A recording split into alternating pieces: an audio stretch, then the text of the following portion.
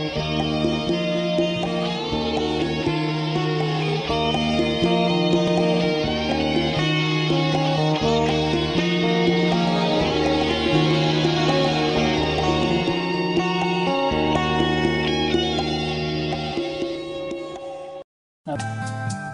is a jaguar outside my door, stretched out and purring, waiting for more.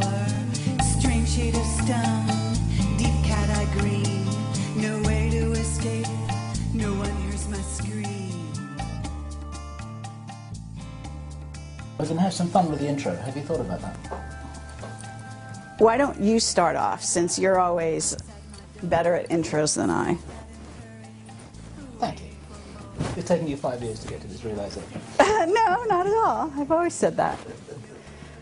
Okay. And this It's is our taken first... you 5 years to listen well enough to be able to actually hear me What when you I mean, talk. It's taken me 5 years to get to the point when I learn enough to be able to say that. Right? This is all on camera. See? I know, Okay, I know. Here I we know. go. Okay. So, this And is... since I'm the editor, we'll decide who's going to do what. So Okay. you're the editor, huh? Bob, you're on. Finally.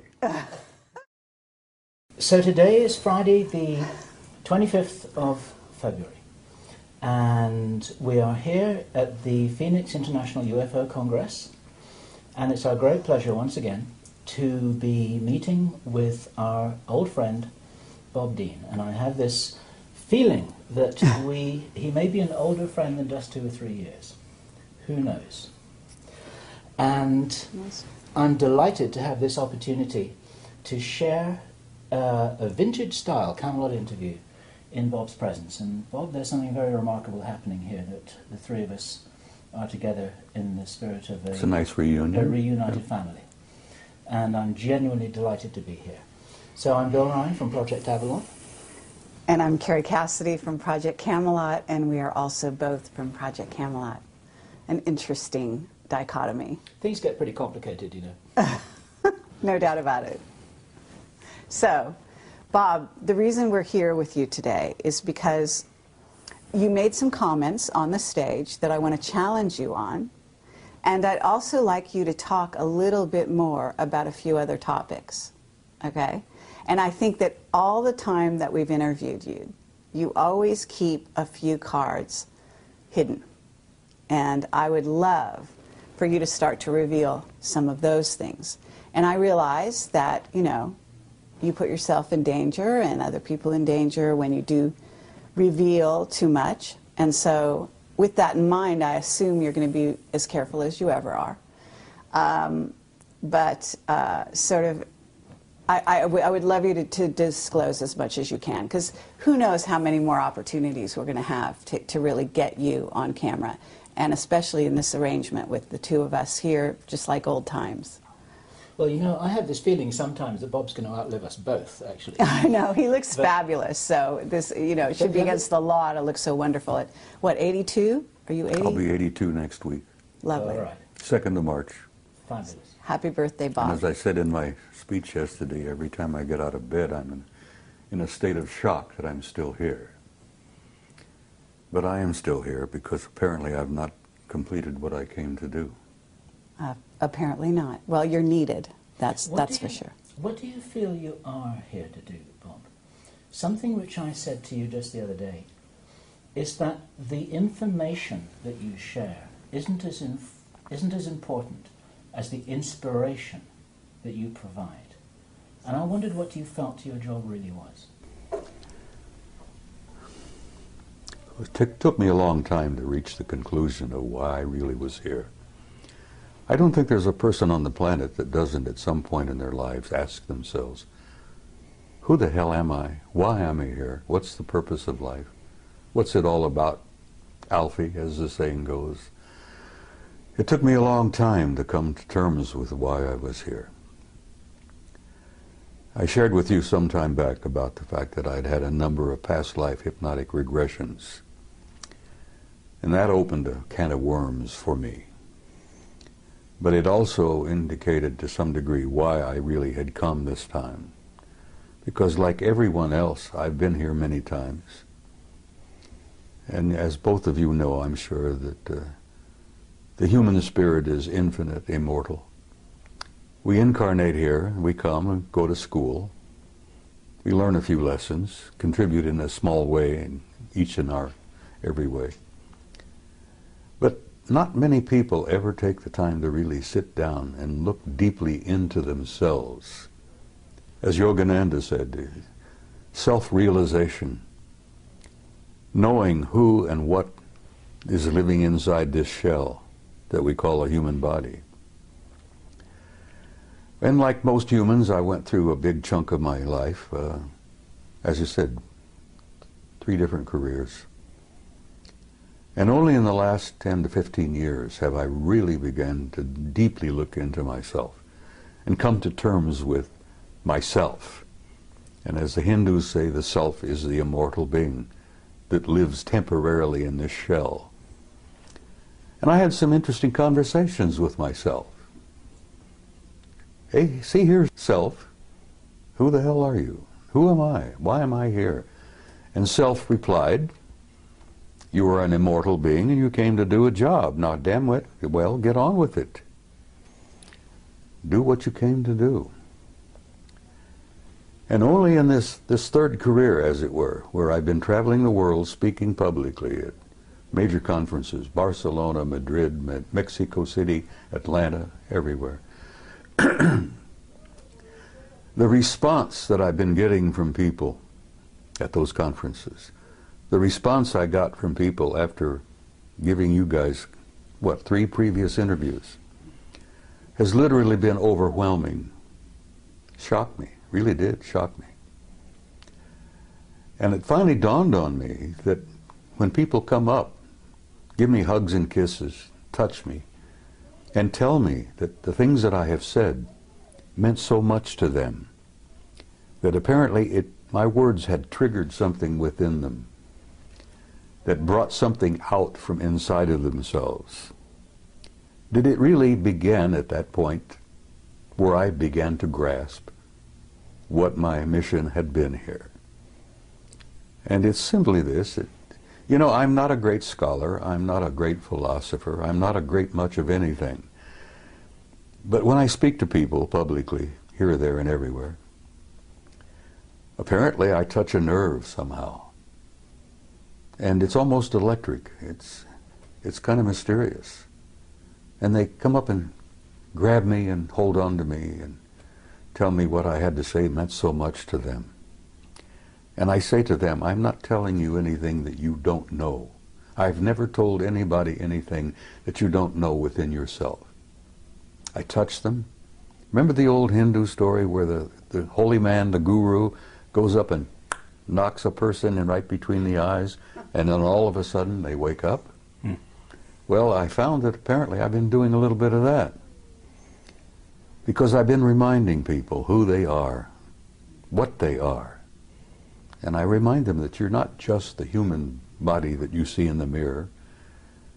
You're an immortal being. You've lived forever. God knows how many eons of time we've been at this. And you're going to continue to live forever. That you are an infinite soul, a spark of divinity. And saying that to people apparently triggers something in them, where they really begin to look into themselves. And as I say, I've not told you anything that you didn't already know. And as my old friend from Galilee said, you know, the kingdom of God is within you. And that does cause a bit of a spark of recognition in people. Well, Bob, with that in mind, when you were on stage yesterday, you said that people out there, and you didn't mean the audience you were talking to, but you said they couldn't handle the truth. The masses. Yes. And I actually want to take issue with that, because well, we've taken issue with that before. Yes. You are convinced that everybody's ready. No, it's not so much that they're ready. It's that they can deal with it. to know. Well, having the right to know. And judging for them is just what the Illuminati have always done. They have decided what we're allowed to know and what we're not allowed to know. And it's not up to them. It's not up to you, and it's not up to anyone else to determine who is ready to know and who isn't. It's up to them to know. I'm not determining for anybody who's ready. I know, but what I'm saying is, you know, you are a leader, okay? And for you to go on stage and say that they're not ready is not encouraging the people and acknowledging the people out there, the young people especially, who actually out there in the masses don't need to go to a UFO conference in order to prove that they're not only ready, but they've been on that page for a very long time. That's why these sci-fi movies are flocked to by the masses around the world. That's why these shows are watched, because not only do they watch them out of curiosity, but they watch them because they remember. Some of them come in at this time, they're coming in, yes, they're coming in with total recall. Yeah. So all I wanted to say to you is that I believe that there are a lot more ready for the real truth than people in the inside, whether it be on the inside from this sector or far in deep in black projects, are willing to give them credit for. Over the last 20 years, I've noticed a change in human nature. There has been definitely an expansion of consciousness in masses of people all over the planet. And I'm gratified by that. I'm encouraged by that. And I've never determined for anyone whether they were not ready or not. And when I made my comment yesterday, I told you that there are a lot of people here who are ready, but there are many who are not. And I used the analogy of Billy Doo, the native boy from New Guinea. When he was exposed to realities that he had never been prepared to be exposed to, it literally devastated him psychically to the point that the kid died. I understand. He literally starved to death. He died from, dehydration in a jungle that was filled with water and fruit and nuts. Bob, they've been preparing us, and we've been preparing them because we've been working on the same thing. Disclosure has been happening non-stop now for almost 20 years. Disclosure has been underway, and it's working. Yes. And this is part of it. Exactly. But it's a very slow process. It may or may not be. In other words, it might have been slow for you, and you were one of the fast ones back then because you got access to things that other people to this day don't know about. If you heard my remarks yesterday, I damn near died. The truth damn near killed me. I was not prepared for it. I understand. And I've seen a lot of the world, and I'm looking at the world from 82 years, and you're just a chicken. You're looking at the world, what? I won't even get into it. I know. The point I'm making is I understand what you're saying, but I still stand by my point that the masses are not ready, because every time I go out somewhere to speak, I still run into a few open, old, closed minds, and, fundamentalists of any number of faiths who are ready to fight, and they're ready to, get into... Let me just back up a fraction here, because the people watching this video don't know the Billy Doo story. And I wonder if I can summarize it, encapsulate... I think that it's been out there. I had never heard it before yesterday. Oh, and so there are a lot of other people who hadn't. Well, the Billy Doo story was included in the Brookings study. Yes. The theme here, it's a true story of a young native boy in Papua New Guinea called Billy Doo, and everybody loved him, and they thought there's a special reward for the fact that he was a lovely young guy. They would show him what the real world, the civilized world, the so-called Western world was like. And they took him on a plane, and they took him to Brisbane, Australia, and they took him to see restaurants and cars and supermarkets and shopping malls and television and movie theaters and all of this kind of stuff, and he couldn't handle it. And this is the story that Bob told in his presentation yesterday. My question for you, Bob, is it possible that that could have been done, could have been accomplished in a kinder, more supportive way that would have enabled Billy Doo to handle the truth? Or was he just dropped in it and then left to his own devices without any support? You see, they didn't really intend to do what they did. And you're right, if Billy Doo had been prepared, he might have been able to survive it. Because the shock of the world that he came from, the psychic shock of seeing the other world out there, was more than he was prepared for. The psychic shock, the spiritual shock to that kid, literally killed him. Yes, he could have been prepared, But they didn't understand that at that mission school in Papua. Their intentions were good. They loved the kid, and they thought they were doing him a favor. And what they ended up doing was murdering him, literally. Yeah. It was naive. It was really naive. Well-intentioned. Oh, very. And as I said, the one that Billy Doo referred to as Good Lady, yes, her light didn't burn quite as bright after that event because she realized what they had done. Yeah. But is it possible, using that as a metaphor, this is a story that was built into the Brookings report, and we have to assume that somewhere there are a lot of very smart people, some of whom are well-intentioned, who are taking that into account and planning disclosure with that in mind. Do you believe that it's possible that it could be accomplished well? Yes, it's being accomplished as we speak. Right. As you remember, I went on to tell you that a blunt announcement is not what the people are ready for. Yeah. But they are enduring what I call an ongoing disclosure, a process that's been underway for over 20 years now, maybe longer, where they are being prepared through what I call subliminal education, through movies, books, novels, magazines, you know, even games. To say nothing of Project Camelot and Bob Dean. Well, Project Camelot, honey, as I said, you guys have had an impact on the world that I don't even today really think you two grasp. Your impact has been overwhelming. Well, let me tell you the letters we get. We get letters, we get people coming up to us saying we changed their lives. Exactly. Saying they started from zero and that we opened this for them and they basically are growing in leaps and bounds and they come to us and thank us. Okay, this is the keynote, is that they thank us for that.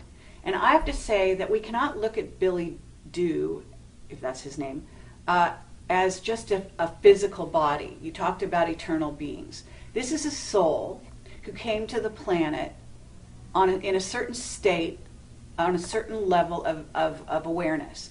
Now, prior to Billy Doo being in Papua New Guinea, he could have been any number of other places, and he was probably a star to begin with. Yeah. And there's also the aspect that this kind of thing could have been targeted to maybe the person that was least prepared in that group of people that he was among to handle these kinds of things. You see, I think Margaret Mead, who I believe was the one who delivered the story of Billy Doo. Who was an Illuminati, yes. Yeah, she was an incredibly bright lady, and she had had years and years of experience working with primitive societies. And I think she was the one responsible for getting that into the study. Yes. And yes, Billy Doo could have been prepared. And can we hear about the people that this changed in a brilliant and wonderful way, whose lives were saved because of it? Because I had a young woman come to me just about a half hour ago, and she's from Puerto Rico.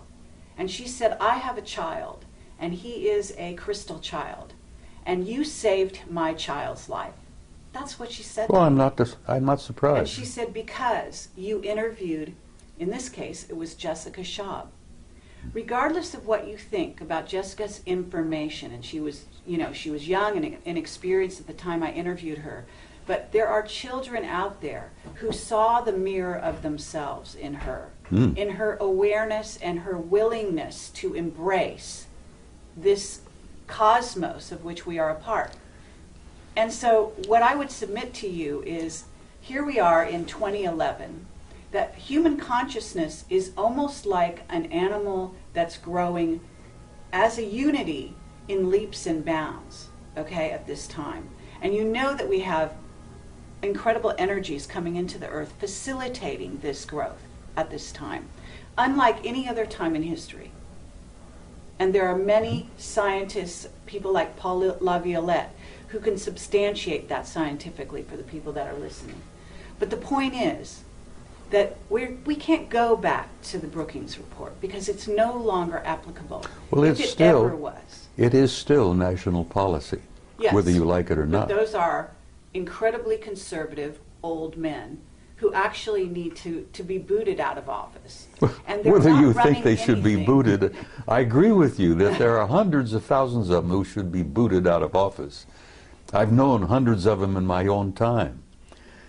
Now, Carrie, I don't disagree with you on what you're saying. That's all. Well, the only disagreement we may have is the timing. Absolutely. Have you noticed the people taking their revolution into their own hands lately? Of course. Okay, these people That's part are of an not expansion. just ready. That's part to of an change the expansion of world. mass consciousness. Exactly. That was inevitable. Absolutely. And some of the philosophers have been predicting that for years and years. And let me tell you something else. You ain't seen nothing yet. And I believe you. Just hold on. I believe you. The next 10 years, I hope the hell I'm not here. I want to go home, really. I'm tired. But the next 10 years are going to confront you with things you wouldn't have dreamed before. Absolutely. Now, Rich Dolan just did a wonderful speech. He did. He always does. Yes, he does.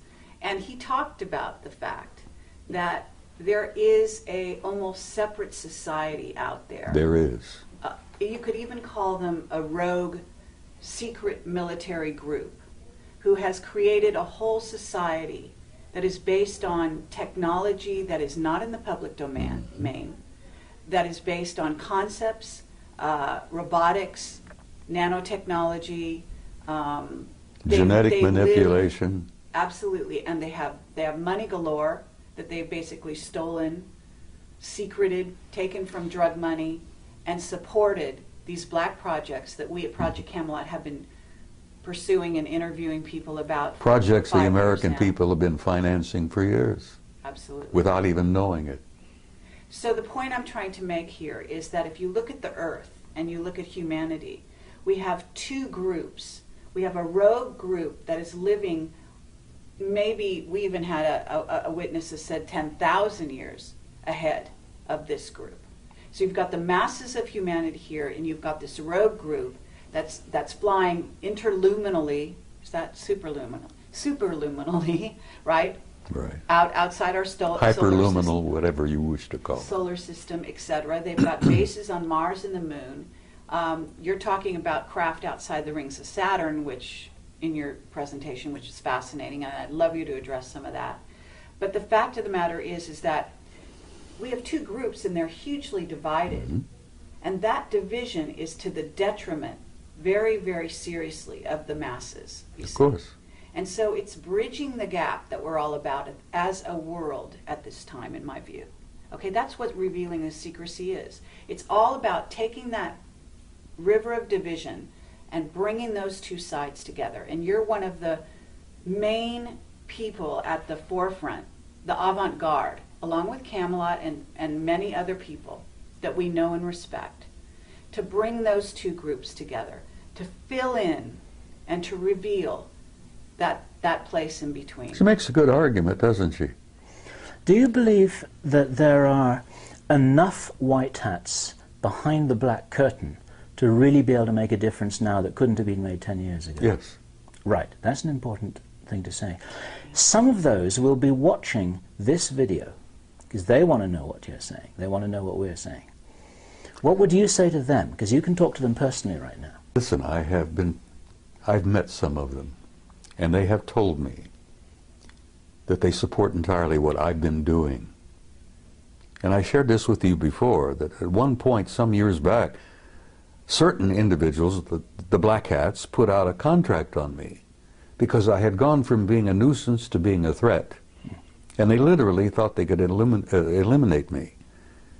But fortunately, I must have had good friends in high places, and at that time I didn't realize what high places my good friends were in, you know. And the word went out to leave me the hell alone. And here I am, at 82, still alive and ornery and kicking. God, I'm getting tired of being here. But the point I'm making is, even the white hats and even the black hats have made some progress along the way. And they've expanded their consciousness quite a bit. Yes, no one's immune from this process. That's right. And so, you know, I basically am very hopeful about the future. The human race, the human species, it has a tomorrow. And I feel that's important to share with people. You know, women with young kids. Will my little child grow up? What kind of a world will my kid grow up in? And I try to reassure them that your kid has a future and that tomorrow is going to be much brighter than yesterday. And some of the white hats and some of the black hats all understand this thing, which is why I'm allowed to continue to focus and travel and do this and that. And I actually have been given encouragement from some of the powers that be. I've been encouraged by some of the guys with all the money. Okay, well, with that in mind, Bob, now that you're all warmed up, what is it you haven't told us? Oh, my God. Can't you keep her under control? Nope, no chance. Carrie, a year ago at Laughlin, I gave you an interview where I thought I would shock the hell out of you. And apparently it didn't. And I told you that I had had a personal relationship with non-human intelligence since I was about 2.5 years old. And actually that relationship perhaps went back before I was even born. And I thought, have we. I thought, well, I know you have, and everybody has had a relationship. The point is that half the people don't even begin to, they don't want to know the answer to that. And when it all began to dawn on me, the implications of it were pretty overpowering. But I gave you that interview and I thought, well, this will be the end. You know, nobody's going to pay a word of attention to me after this. They'll think the old coot's gone over the edge. He's lost it. And I thought, well, I can go home and I can smoke my big stogies and drink my whiskey and die peacefully. Well, it worked out just the opposite. I'm more in demand now than I've ever dreamed of being. Yesterday I accepted an invitation to speak at a MUFON conference in Philadelphia in October. And I gave her I said, look, I'm going to tell you honestly, if I'm still on the planet in October, I'll be delighted to come. But I'm not making any plans really that far ahead, you know. I can't buy an insurance policy at my age, you see. But I'm hopeful, honey. I feel very hopeful about everything. I'm sure you're hopeful, but what is it you haven't told us? Because I believe, look, we've got time travel. There's issues with that. We've got travel through jump rooms to Mars and so on. I'm sure you've been exposed to some of that. You did share a little bit of that with me on my last interview with you. But I believe that that was the tip of the iceberg. And I don't know how far you've gone down the rabbit hole, but I imagine it's a lot farther than you've revealed. And I feel sympathetic with Alice because, yes, I've been down the rabbit hole. Okay. And you feel, I know you're a very conscientious and loving individual, and I know that there's some things you want to reveal and some you don't because you want to protect people. And I don't think you have a whole lot to protect in terms of yourself at the moment because, as you said, you're protected.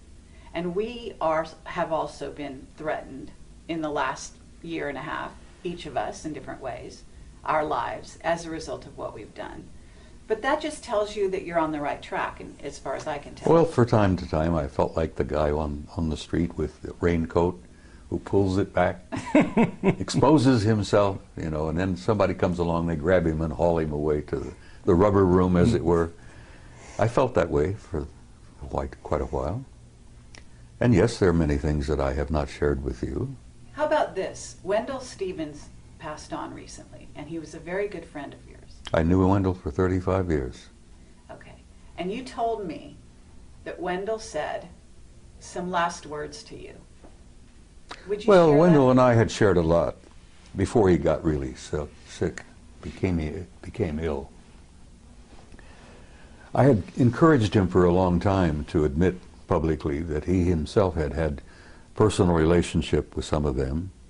And he said, Bob, I can't do that. He said, every ounce of credibility that I've had over the years will go down the tube if I say that. And I understood what he tried to say. He was getting older and he didn't need any bumps in his life before he departed. He was feeling bad and he felt, he knew he was leaving. And he says, I don't need any of that heartbreak and that upset stomach. I've told what I've learned, I've told what I've seen, I've shared the photos, I've spoken at conferences. He literally created this world conference in 1991. The UFO Congress. And I had the privilege and honor of assisting him in putting that together in 1991. And as I've told you before, that's when I really came out of the closet and began to violate my national security oath. I wanted him to hold on and be here for the 20th anniversary. But he went home in September, and I loved him dearly, and I love him still because I know he's alive and well. There is no death, and when you come to terms with that, it's kind of a shock. You know, the people who buy tombstones and buy the little plots in the cemeteries and all that, and I say to them, you guys don't understand, you know, because once the spirit leaves, that's nothing but a husk. Burn it up, sprinkle the ashes, and go on. Imagine how much real estate could be saved if we did away with cemeteries. Anyhow, I'm shaking up some people, I'm sure. There are traditionalists out there who will hear this and think, he's out of his damn mind. But yes, there are things I haven't told you, and there are probably things that I cannot tell you. I think I told you in that interview. What would happen if you did, Bob? Didn't I share with you that they had taken me away for 6 weeks? And that they brought me back 5 minutes after they took me? Okay, I would love you to do that, but I would also like you to say the last words that Wendell told you, because he said some very specific words about what's going on here on the planet. So he told me that from what he'd learned, that we were in for some difficult times. But beyond that? Beyond that, he said, I'll see you tomorrow. Beyond that, though, well, I'm going to reveal it then. I mean, he basically said they're in control. The people, the beings. He in knew control. that, and I've said that essentially. Well, you know, how did he phrase it? You know, well, I will go back to my interview with Bob Bigelow, and I'm banging on the table. And this was years ago when I still got frustrated and expressed my, vented my spleen, as it were. And I'm sitting with Bigelow. I bought him lunch, by the way. Now, I'm one of the few people who can say I took a billionaire to lunch. Anyhow, Bob, if you're watching this, you remember our interview, our talk. I'm banging the table because I was so frustrated and aggravated. And Bigelow said, calm down, Bob, calm down. He says, everybody has an agenda. And I said, yes, that's one of the things I'm angry about. Everybody's got their own damned agenda. And he says, Bob, there's only one agenda. Only one agenda. And I says, what is that? He says, it's their agenda. Always has been, is, and will always be until we grow up. Now, Bigelow shared that with me. Wendell shared that with me. He said he'd learned that, there's only one agenda. They're not only merely in control, they've been in control from the beginning. And they are controlling disclosure. Okay, and they are deciding whether the masses are ready or not. And who is they? Sweetheart, there is indeed a galactic federation. You may think that's a joke, you may think that's a little funny thing from the Star Trek series and all that. There is indeed a galactic federation. And the headquarters is not even in our galaxy. Now you put that in your pipe and smoke it. That there is a federation of advanced intelligence in beings throughout the universe, and the latest figure, 200 billion planets in our galaxy, 200 billion galaxies in the universe. It's probably much, much more. But there is a federation, there is a control, there is a purpose, there is an agenda, and the survival of this species on this tiny zoological garden is important to them. And they are in control of disclosure. They could end it tomorrow if they chose. They'll end it when they have determined that the masses on the planet are ready, and not one instant before will a disclosure literally, in the big way, take place. Now, as I pointed out to you also, it's been my experience, and I've had first-hand experience with this. I've never spoken at a conference in the last 10, 15 years where there wasn't at least one or two of them in the audience. And like Ingo Swann, I've developed the ability to spot them. And I've even had them come up to me. And I think I shared this with you on that interview, where they come up to me after a presentation, shook my hand, and told me how much they appreciated what I had to say. And I've learned that they attend these conferences not to listen to what the speakers have to say, but they're monitoring the response of the audience to what the speakers have to say. Sure. Because they're monitoring of us, their evaluation of our condition is incredibly powerful. There are a bunch of outstanding experts in that group. And as I said, they've been with us since the beginning of time, literally. They created us initially. They genetically manipulated us. They plucked those golden apples and turned us into what we are. Now that process is still underway. Those golden apples are still being manipulated, and we're learning to do that ourselves. But I will say to you again, the psychic shock of learning all of this all at once would be like Billy Do. People would, and I've run into them too, honey, and they don't want to know the truth. There's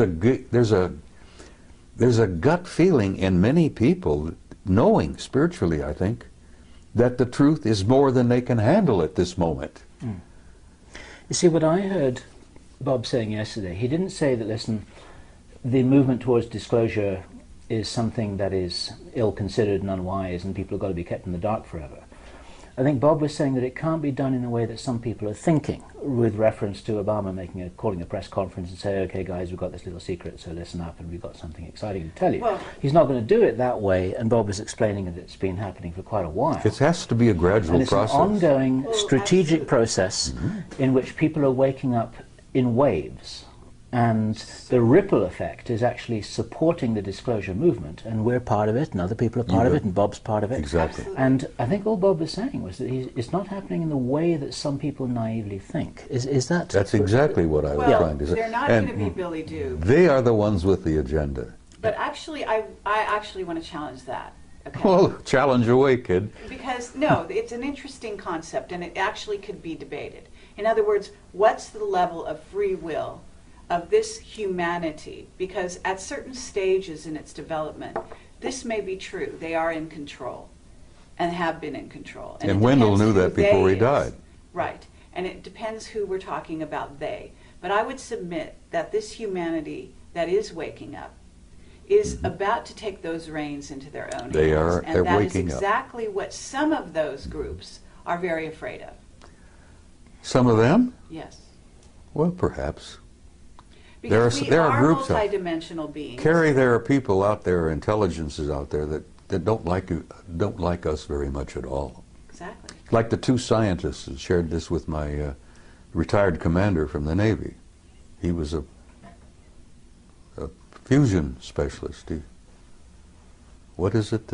The other element, the other level of reality? I forget.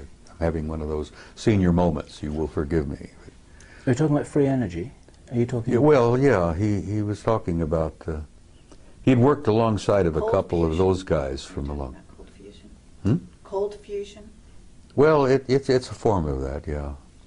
But before he retired, and he was leaving the laboratory just outside of Las Vegas, which he didn't want to be specific about, and I concluded he was talking about S4. Mm-hmm. He'd worked alongside of a couple of them for some time. And as he was leaving, he said, "Tell me what you really think of humankind." And the one chap said to him, "Well, since you asked," and these guys had worked side by side for a few years. "Since you ask, we consider humankind primitive, savage, and dangerous animals." And the scientist said, "I can't disagree with that, because I look upon the masses of humanity as primitive, savage, and dangerous animals myself." And that's when the other one injected a little bit of humor into the conversation and says, "You also smell bad. You stink." And the commander says, "You know, I took my shower this morning," and he's trying to, and they said, no, it's something about your human nature. It could be part of your diet, it could be the way you think. He says we call it kind of like an auric stench. We find it very discomforting. But nothing, no personal criticism here. And the commander says, well, I appreciate you being candid with me, thank you. And he went into retirement, and he speaks out very carefully. But okay, but so at this point, Bill asked you a question. They said, what would happen to you if you were to reveal some things that I'm not sure who you think is deciding it's okay, it's not okay. But what do you think would happen to you at this point? Because I've got some people telling me that now there's levels of controllers, and when you talk about Galactic Federation, you talk about the Guardian Alliance, or whatever you want to call them, those are a certain level. Then we have the ones that are actually here on the planet who are doing things like knocking people off because they do reveal truth. Okay? And well, they those may be guys are not pushed doing by that those very people. much. Most of the knocking people off are some of our black shadow government Exactly. people. So I'm asking you, if right here and now you know what you can say and you know the limits of that, I'm sure. By now. I can say almost anything now. Okay, great. Because I don't worry about it anymore. And So frankly, I don't care what our shadow government thinks about it. I know this, that I've gotten some good friends in high places, not merely up there, but back in Langley and a few other places. You know. Absolutely. I became a nuisance, then I became a threat, and then I ended up, I'm an asset. An asset, exactly. Yeah.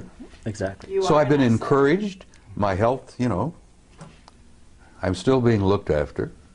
I'm still being invited, and I joked with, I think you maybe, about, I don't travel anymore, cabin class. I had a bad experience coming back from Barcelona.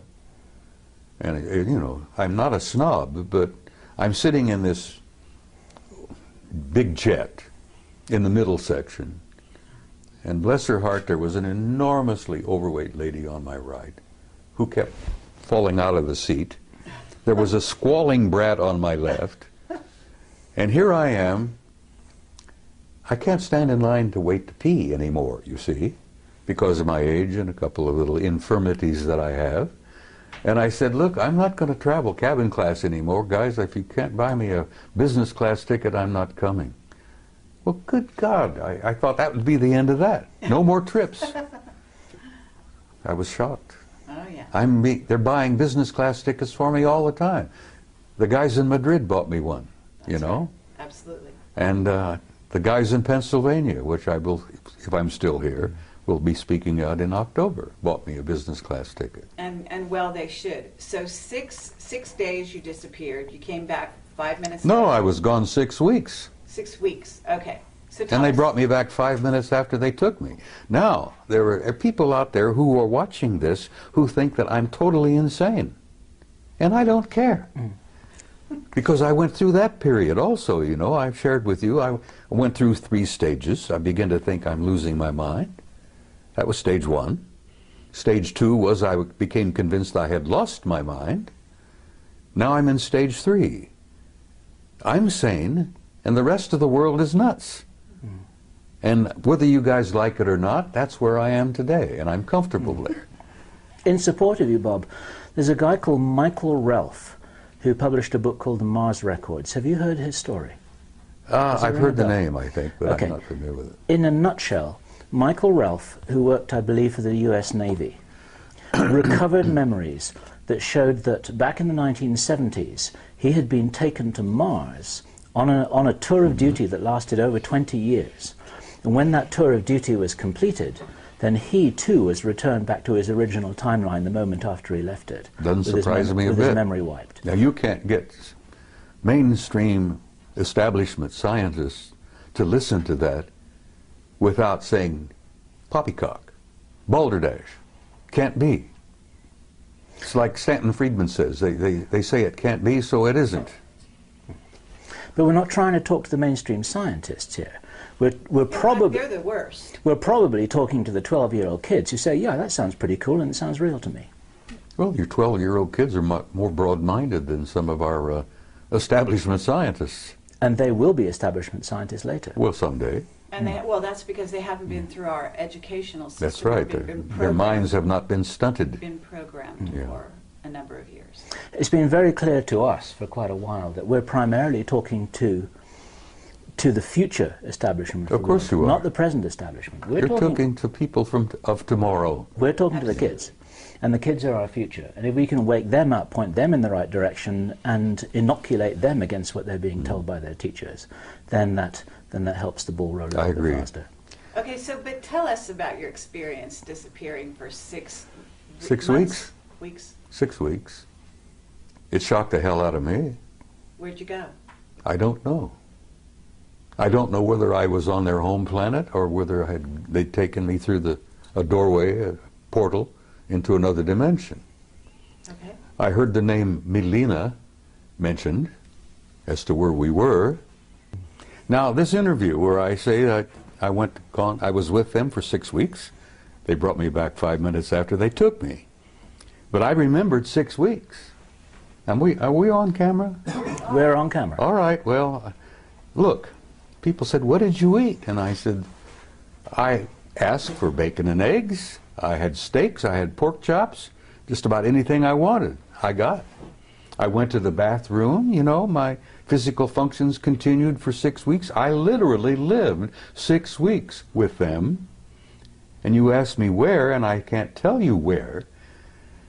The name Milena came up. Now, I don't know whether that was a city, because it appeared to be a city of some kind, a community. There were libraries, there were audience halls, lecture halls. God, the libraries, you wouldn't believe. Was it a very advanced society? Oh my God. No, I asked about this. I never saw a fire department, a fire truck. I never saw a cop. I got the impression there was no such thing as a police department. And the people that I was introduced to, people I got to see in 6 weeks, were very human. Looked, you know, just like we do. But there was something about them that was totally different. They had an air of peacefulness. They had an air of incredible knowledge. What did you do during that time? Why did they take you? Asked questions and was shown things. As I said, the things that impressed me the most were the libraries, the records. You would call them akashic records, I guess. I was told that in this one facility that every event in the history of the universe was there to be retrieved at will, if you wish. You could bring down, download literally, ancient Greece, the pyramids, the ancient Sumer, the first Anunnaki visit to planet Earth 200,000 years ago. It was all there. The life of every human that had ever lived on this planet was all there in that library. Now, can you imagine the computer technology that would allow that where you can retrieve it at a poke of a button, and there it is. You get a wide screen, and you can literally almost relive it. The history of the human race was there. So you had the experience that Billy Doo had? I was shocked. Bill, I damn near died. It was not what they were sharing with me and what they were showing me, it was the shock of coming back. Now, it's very close to when people have a near-death experience and they go over and they look around and they see the reality that they're literally a part of, that they were part of before they incarnated here. They'll be a part of it when they depart from here. But when you see that, I don't think, most of the people I've talked to who've experimented with near-death experiences, very few people want to come back. Some people have begged to stay there. Yep. Now, the shock is coming back and comparing what I had seen with what I've got here. Yep. Now, I've got a body that's beginning to fall apart on me. It's not a lot of fun. It's painful. I look around and I see the heartbreak, you know. Not only do I see the war, I have the grandson who's dying from wounds he received in Iraq. I'm growing older. I'm losing all my old friends. They're going home. Wendell was happy to leave. I won't say that tomorrow night in the ceremony involving him, but he was ready. He told me a year ago, Bob, I'm tired. I want to go home. And he knew where home was. But the shock, the psychic shock that I have experienced, and I told you on that, I spoke yesterday, why I use the story of Billy Doo, because literally it happened to me. The psychic shock of seeing what I saw and being exposed to what I had been exposed to and coming back here. It damn near devastated me. You're saying recently it devastated you, or are you talking about your original exposure? The whole thing, honey, has devastated me. I've been through 3 wars. It's also enlightened you. You know, it's oh yeah, also made I you think a that lot was the purpose of wiser. taking me. Yes. Yeah, they shook me up, physically and spiritually. There's a book called Don't Fear to Kill a Dead Man. That's the title. Don't what? Never fear to kill a dead man. Huh. You know, humans, before you're awakened, for all intents and purposes, You're asleep. you're asleep. Mm-hmm. Well, It's I've been a form of asleep. death. Yeah. I've been asleep. So You know, it is I a had three. shock to I've had wake 3 up. marriages. I fought in 3 wars. I've had 3 careers, and I jokingly say, make that 4 wars after looking at my 2nd marriage. Anyhow, the What shock year of coming back and What year was this, Bob? What year did it happen? oh in your- God, it was somewhere around. I came out of the. I started speaking publicly in '91. It must have been in the early 2000s, 2002 or 3, somewhere in there. You mean that's the year when you had this experience you're talking about, where you I was gone for 6 were weeks. gone for 6 Then I find out I was only gone from here for 5 minutes. Now you try to put that in your pipe and smoke it. And when I jokingly told you earlier that, you know, I went through these stages where I thought I was losing my mind, and I convinced myself I had lost my mind.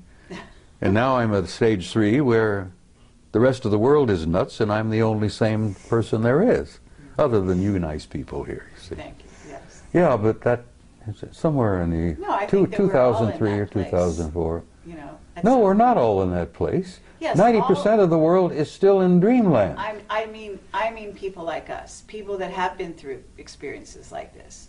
We do tend to look at the rest of the world as if they're crazy, because they appear crazy. Well, look at the wars. War is insane.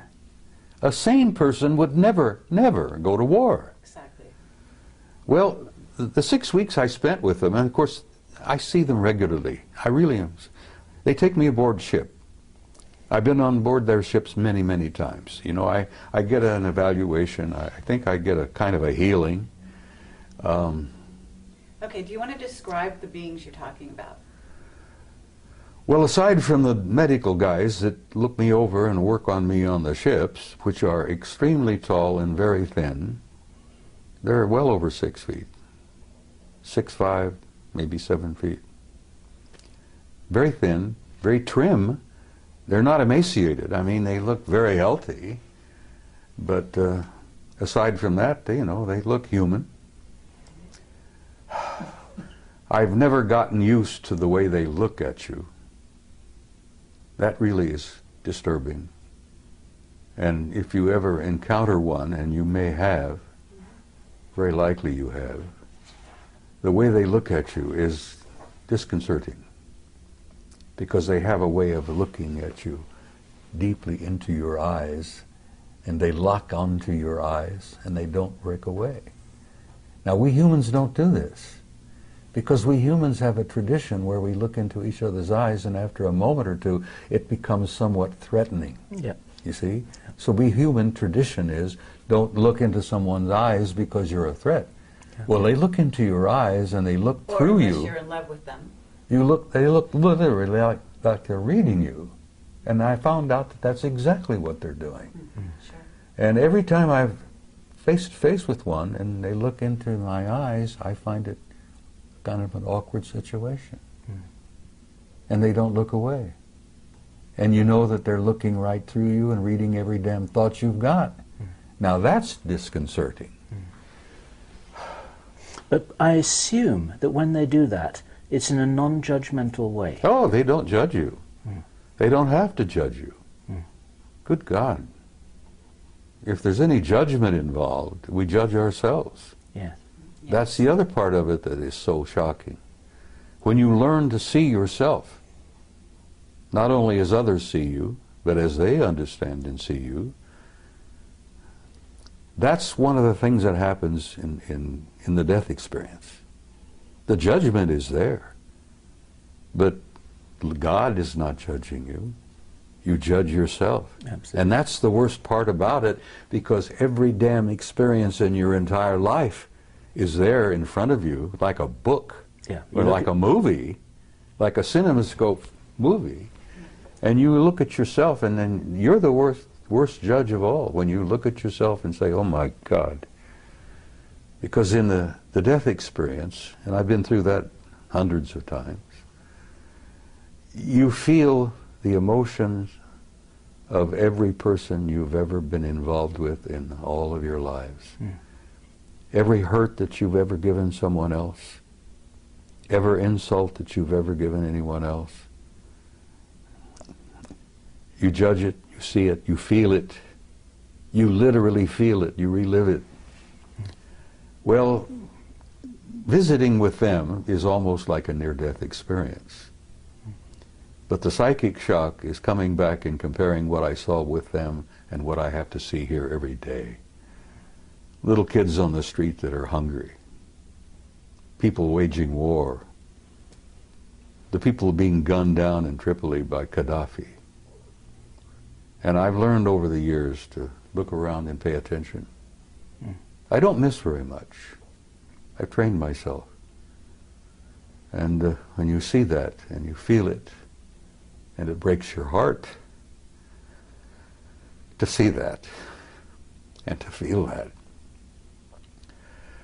And then you understand, I think, why I want to go home and where I'm tired. I really am. But I'm going to hang around a little longer because I have been told to. And you're a guiding light to many people. I had one of the best compliments I've ever received yesterday. A young man came up to me and he says, you know, you're a bridge builder. And I says, that was the origin of the old word pontiff. You know, with the Pope? Yes. The pontiff, a bridge builder. Sure. People don't know that. Many people, even most Catholics don't know that pontiff means builder bridge, builder of bridges. And that was a compliment, and I gave him a hug and I thanked him for that. Because that told me that, yeah, maybe I've been accomplishing a few things. Maybe you've done more than you think. Well, if you say so, but I'm holding on to enough ego to live. Because you can't survive on this planet without a little bit of ego. But I don't think I have any vanity left. Well, for every person who comes up to you in person to give you a compliment, there are 1,000 or 10,000 who don't, and who feel the same thing and they never communicate to you. This is what we've discovered. Thanks to you two guys. As I said, you turned me into a damn celebrity, and I didn't want to be. All we did was take a camera and point it at you. And the rest is history, as they say. Some of the vegetarians who are watching this, perhaps, will say, shame on him. Bacon and eggs, ham, pork chops, and all that. It's been my life, for God's sake, you know. Well, they fed me bacon and eggs, ham, pork chops, steak, anything I wanted. And people have said, when I've shared this with a few, were you perhaps eating vegetarian and didn't know it? Maybe they made you think you were eating steak. And I said, well, maybe they did, but it sure as hell tasted good. Tasted like a good T-bone to me. And the bacon and eggs were superb. Well, what did they eat? Well, I'll be frank with you, I don't know. I never watched them eat. They never ate in front of me. But they sure as hell looked healthy. So not any of them had missed many meals. Did this experience only happen once, Bob? That experience, being gone 6 weeks and taken there wherever I was, as I told you, I didn't know whether I was in a city, on another planet, or wherever. Maybe I didn't slip through a portal into another dimension. Okay, Bob. That happened once. But I've been aboard their ships many times, and I've met many of them face to face, almost regularly. Now, I get into an altered state in the middle of the night. I've been doing a lot of remote viewing. And I can put myself in an altered state, like Ingo Swann, Joe McMoneagle. And I go out. But sometimes, when I'm in that altered state, they come in. And I've chided them for this, and other people who've had this experience will agree and understand what I'm saying. I've chided them with this. They pour information into my head that's like Niagara Falls. I mean, it comes pouring in, and I'm almost unable to deal with the volume of it. But I've asked for that, so I can't complain about it. But it Information about what, Bob? everything. Life, death, infinity, tomorrow. Yesterday I told you in an interview that I've come to a point where I really can't tell the difference between yesterday, today, and tomorrow. Because with my recall of past lives, that is as vivid as living again. Sure. And here I am at this moment in time, in this place, going through this, and then I've seen the future. What have you seen in the future, Bob? Well, the thing that keeps me hopeful and positive is that I've seen a gorgeous future. I've seen a beautiful future for the human race. I've seen a future for this species like I saw at Melina for 6 weeks, of what it can be. Could you describe that for the people watching this video for whom a positive vision would be so valuable for them to join you in? Well, I try to say it, Bill. I try to say it repeatedly when I'm at a conference, that you're in for difficult times. That's what living on planet Earth is all about. It's a tough school. And I've said to people, and many people understand exactly what I'm saying, when you're going to school on planet Earth, you're in one of the toughest schools in the universe.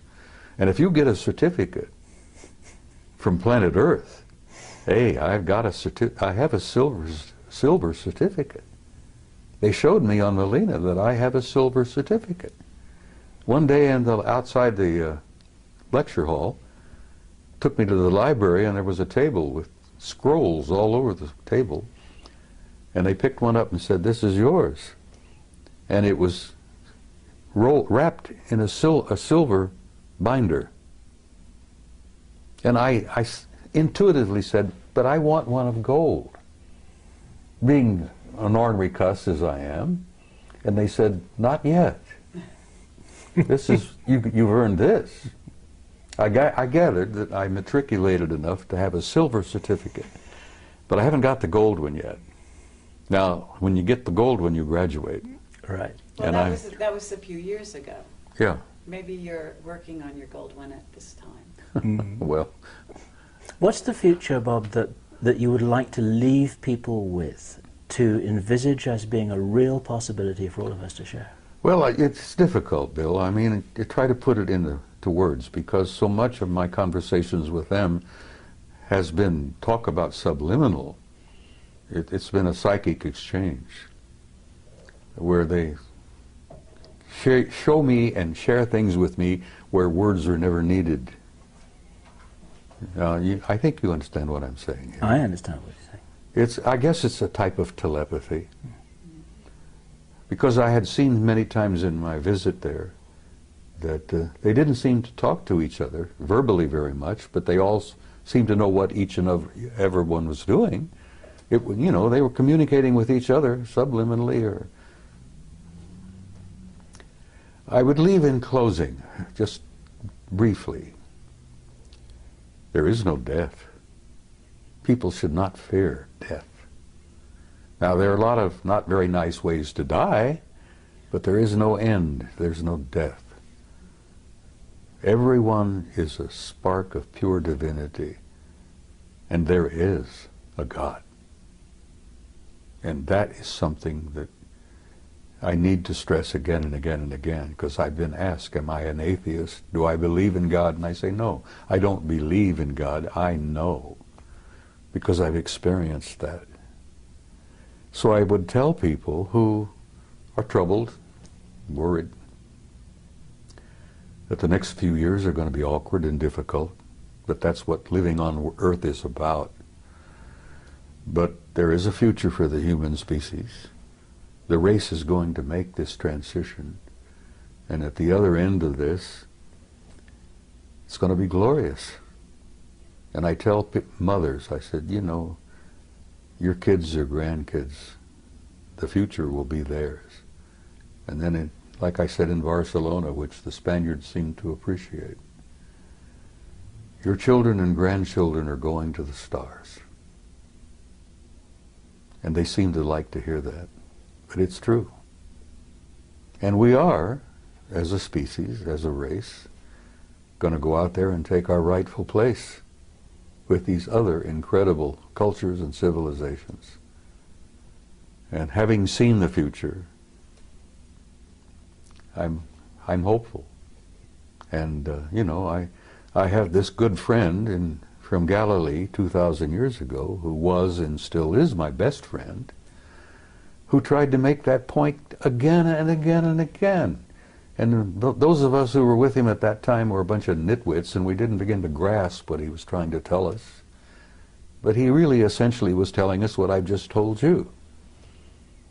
The human race is not a mistake, it's not an accident, and there is a purpose and there is a meaning in life, and there is a future.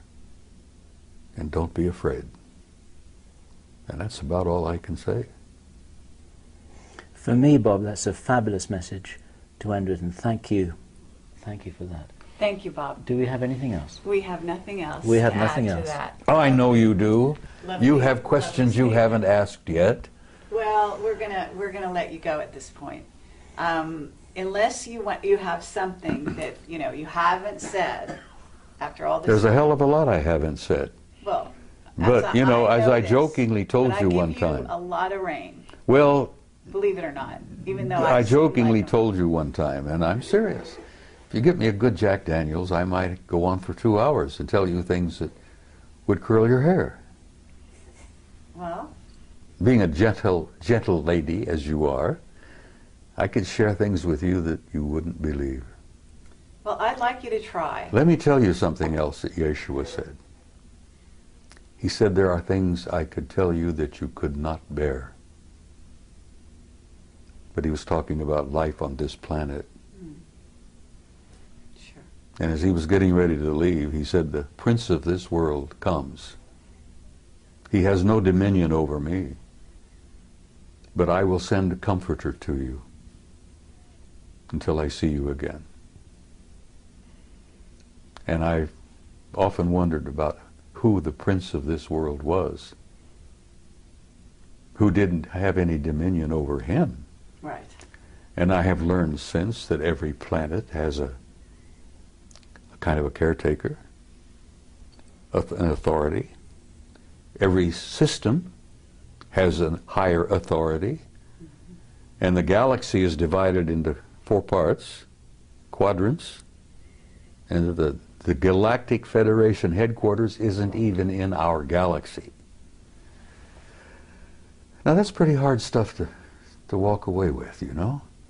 You say that to people and they go, you know, well, good. It's something to take home with them and think about that night instead of watching TV. Okay, but gotta understand that if you're doing any of that, you're watching TV, you're watching movies, you've been on the internet, certainly, then there's all kinds of information of that sort out there now. And I know that you don't spend hours on the internet. I avoid it like the plague. So Let me I tell have you- to tell you that that information is not a shock whatsoever. Well, let me tell you something that might shock the hell out of you, and maybe it won't, because you're a pretty bright kid. What if you were to tell the average guy out there that this is a hologram? That's out there. We know that. See? No, It doesn't the bother average you. guy out there. You prepared yes. yourself. What if I told you that what you think you see as a reality is not reality at all, it's an illusion? And then even further, what if I were to infer to you that all of this is part of a program? I know you're familiar with the movie The Matrix. Sure. Okay, well, you're pretty close. Shakespeare tried to make it clear, and I always convinced that that guy was one of them. He was a genius. I'm not even sure the guy we think of as Shakespeare was Shakespeare. There's some indications that it was someone else entirely. That's Yeah, right. but somebody wrote it. Anyhow, I always like the analogy of the play. You're a player in a play. That's right. You come in stage right, you prance about with your toy swords, you make love, you know, you go through all this, you have heartbreaks, misery, feuds, fights. God, all the plays together, bring it together. And then after it's over with, you exit stage left. And the audience out there in the universe calls for author, author, author, you know. Well, I happen to know there is an author, and there is a producer, and there is a director. I haven't met the original author yet, but I know him, I know of him. But we're all living a play. Yes, but we're also co-creators of that play. Oh, when you're in the middle of the stage, and you know, you're following the script as it were, but you're, what's the word? Improvising. Improvising, adding your own words. Ad-libbing. Ad-libbing, yes. You're doing a lot of ad-libbing, and the degree of your ad-lib depends on how many lifetimes you may have lived. But we're in a play, kid. This interview is just a tiny chapter in a much larger play. Is there any other little pieces of information that, you know, because that's where the wider you open the door for people, the more they are able to go through the door and carry on from here. It's like passing a baton. So you can pass the baton anytime. I'm not quite ready yet to pass the baton. All right. But And I'm going to there's tell you that steps. there are things I probably could share with you, which I have not. And I'm going to save one or two of those for maybe another interview. Okay. Fair enough. We're not going anywhere. We're gonna be here for you anytime you ask. Right here, today, tonight, there are people going on that stage. Just before we telling came lies. here, you saw a classic example of, what is it? Obfuscation? Obfuscation. An elderly gentleman, a Terrible. retired military officer, tap dancing all over the damn place. Exactly. Yes. And he didn't fool anybody. No. So that's Least what I'm of all- saying. Right the scales. Throw out some truth. I did. Yes, you did, but you don't. Life is everlasting. Life is infinite. No, not the philosophical. You're an immortal lines. being. Well, those are the only things that really interest me anymore. I know. I hear you. Now, I know what you're looking I for. don't You're have any looking for the Jack down and Daniels dirty right this stuff about politics, the military-industrial group, the shadow government, the next major catastrophe. Well, I wasn't going to ask you to predict the future. That I wasn't going to do. Well, I already did. The future is Yes. bright, but there's some Absolutely. The bumpy. very long There's a range, bumpy that's road very safe. between now and I hear then. you. All right. Are we done? What I would like to say, Bob, is that this is good enough for me. And let me shake your hand a second time. Thank you. Thank you, sir. Thank I look forward to the next one. She's never quite finished, is she? No. She's never quite finished. Well, I love her dearly. I've adopted her, sort And of. so do I. Okay. Well, thank you very much, Bob. Sweetheart, it's my pleasure. You take care, and we'll come and share some Jack Daniels and talk to you off camera. Is it permissible badger for me you to some sip more. Jack Daniels on camera? Sure. Well, okay, we'll do it next time. All right. Watch out, because I'm going to hold you. Closer I get to departure, I might share a couple of things Okay. Well, with you have my number.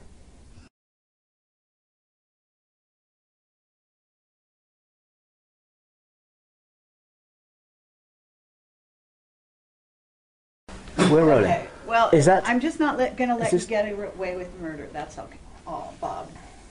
Oh, I would never think of that at all. Yeah, right. It's I'm a- just that, you know, you're kind of a wily old guy. Go ahead, use the word you were thinking of. Yes, a wily old